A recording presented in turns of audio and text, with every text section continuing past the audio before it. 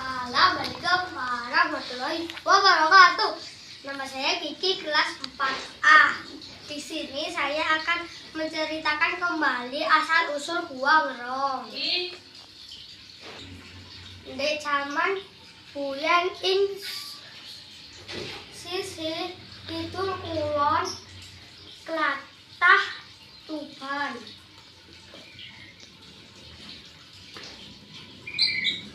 Ana kerajaan cilik diarani kerajaan Kumageng.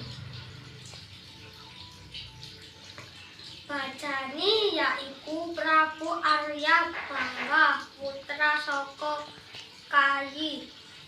Kyai. Gede lebih lantong kisah nang mubarang pas kerajaan.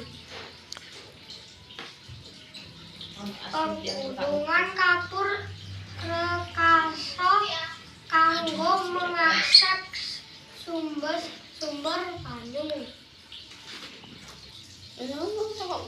Prabu Arya Bangga prihatin banget deleng kandhise rakyatnya ndaite banjur lenah brata. Banyu prihatin kanggo mabisakne pituduh saka dewata babangan. Pagebluk dawa sing menimpa kerajaan sing dipangane Daetik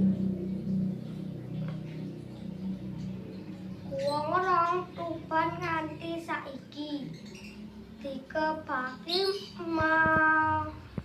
ewu lawalan iwak badar.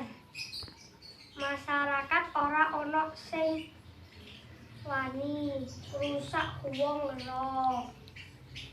Jalaran anane guwa